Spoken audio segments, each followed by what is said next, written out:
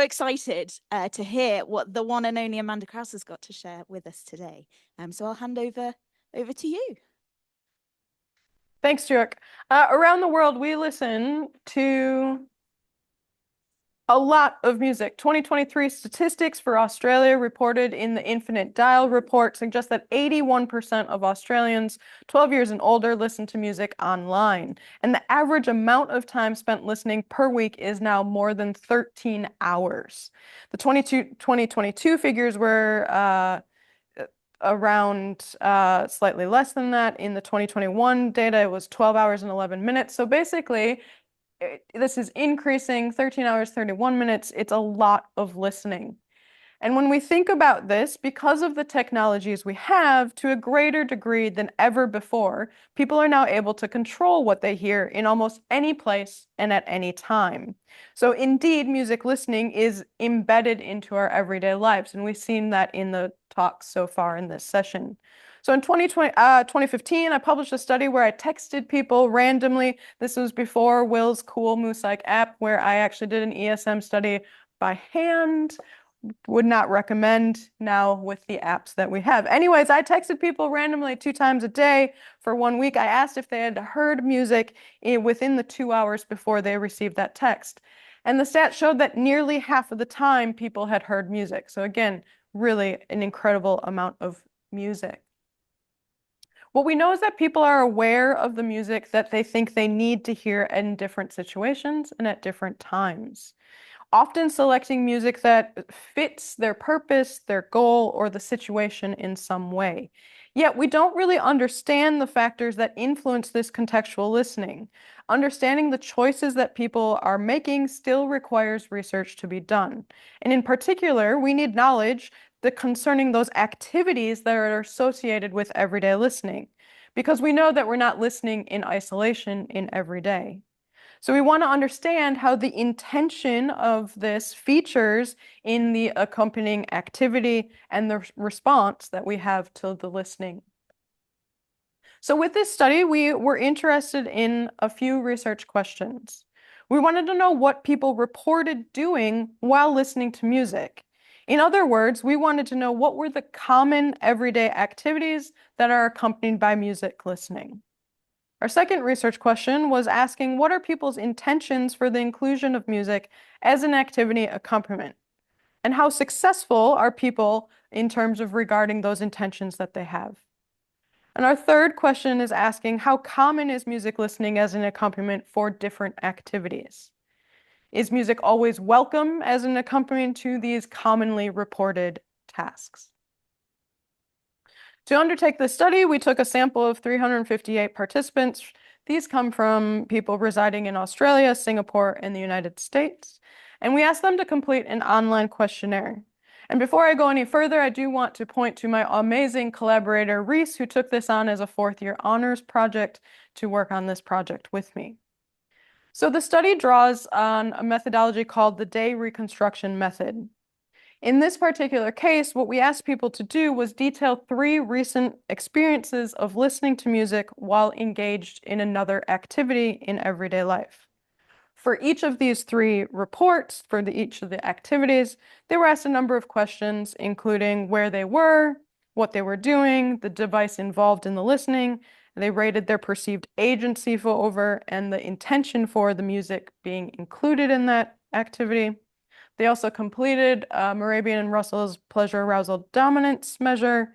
And then separate to the day reconstruction method, we had a set of questions where they were asked to rate the frequency of including music when experiencing 41 everyday listening activities, drawing on the published research for the most common things that people reported doing while also listening to music in everyday life. So, what are the common everyday activities that are accompanied by music? Here on the slide, I've put the top 20 activities that most commonly have music involved when we ask people about how frequently music is involved. And I do have to preface this with saying, if I go back a slide, you can see that while our respondents were aged 17 to 71 years old, the majority of these individuals are sort of the university age, younger adult demographic. In this list, we can see the impact of technological development. Some of the most common activities don't involve music at all when you just think about what that activity is, except now they do involve music, such as traveling and even when we are outdoors. And I find this really intriguing. But what this doesn't tell us is how often people experiencing these activities or whether music is intentionally included when doing them. So what I want to do now is look at the 1,000 most recent listening episodes. So this is drawing on the data set that we got when asking for those 3 recent episodes. Some of these activities almost always involve music and are incredibly common. So again, this is partially dependent on our sample here. As you can see, studying is at the top of the list.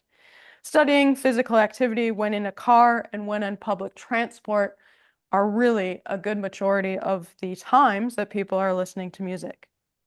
A good majority of the time we're at home doing some sort of chore, like doing laundry, cleaning, preparing and eating food, or doing some sort of leisure activity like playing games, reading, and relaxing. And when we look at those 3 most recent activities that they did that featured the music, I want to single out here public transportation. Again, it's not an activity that needs to have music involved. But now, in today's life, it is very commonly accompanied by music. And if we compare the people who said that it was completely intentional that music was included versus not intentional, we can see that really a lot of this was intentional use. People are choosing to listen to music on public transportation. And when people are intentionally adding music to this activity, people were more significantly likely to like what they're hearing.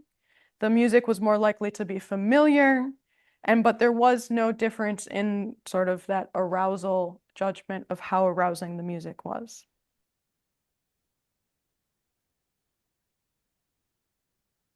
When we think about the intentional inclusion of music for an activity that's an accompaniment, we can see here that when there's a greater level of the rating for intentionality, you can see that this is significantly associated with a number of things. And we can see that people feel like they're more successful at what they're trying to achieve. So we can see that this links to the goal or motivation they have for that activity. They also think that the music was more helpful in them achieving what they've set out to do, which means that we see that background music, so again, this isn't the only thing that they are doing, but this listening that's involved in everyday life is both considered to be helpful and motivating. We can also see that there's a link between this idea of an intentional choice to involve music and considerations around the appropriateness of the music. So our listening choices here are dictated both by musical fit and ideas of social norms as well. So remember that earlier I said, and actually I had it on the slide, I might not have mentioned it, but basically in that 1,000-ish set of episodes, only 1% of those episodes were where people said they had no choice or no control over the music.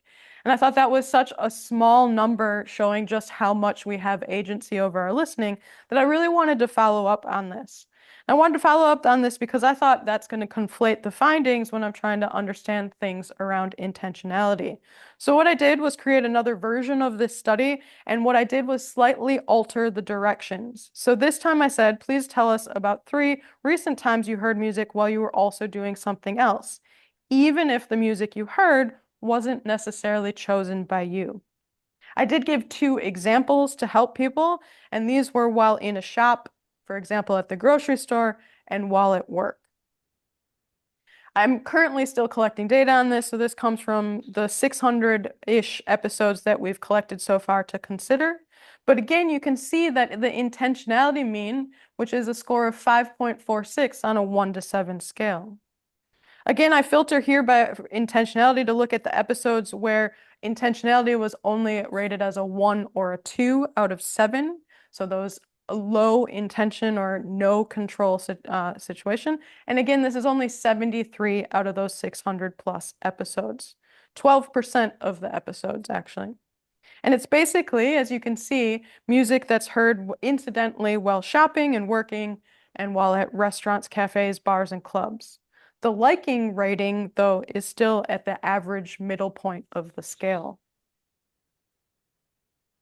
So I did think again to myself, what if I changed the wording further? So this time it reads, please tell us about 3 times you were also doing something else and heard music that was not chosen by you. And for this one, I still gave those 2 same examples of being in a shop and while at work. But while I've only just started collecting this data, I have elected not to share on the data that I've got from the 25 participants so far in favor for waiting for more data. But again, at a glance, it looks like some of the music heard is still very much under people's control, like being intentionally included while studying. So again, still drawing heavily on a student sample for this work, but you can see that even in trying to change the wording to get at this idea of out of your control listening, it's still such a very small minority of the time. So what we found here so far is that we are very much actively consuming music. We are not passive listeners. And this seems to counter something that Sloboda proposed about everyday music listening when he wrote about it in the Handbook of Music and Emotion. When he wrote about that on everyday music and emotions, he offered 10 propositions which could also act as working hypotheses. One of these was that a significant proportion of everyday musical emotions would be negative, such as irritation, disapproval, and dislike. This is presumably linked to a statement about the lack of choice tending to generate negative emotions as a response to thwarting goals or values. In that chapter, which is published in that handbook in 2010, he goes on to point to studies where a chunk of the responses to unchosen music were negative and to even extreme responses to music in public places. But perhaps, I think now we can see that this is changing. Perhaps the agency of digital listening technologies is further decreasing negative responses to music because we're nearly always in control or have some say in some way out of the choice that we're hearing the music. If we're aware of what we need to hear in different situations, we are often selecting music that, quote, fits our purpose or our goal or the situation in some way. With the intentionality rated so highly for so many of these everyday music listening experiences captured in this study, it's going to be really important that we as researchers consider to continue to consider unpacking ideas around intentionality, but also consider control, choice, agency, and goals when examining people's everyday music listening, as well as then the impact that this listening experiences have on our well-being.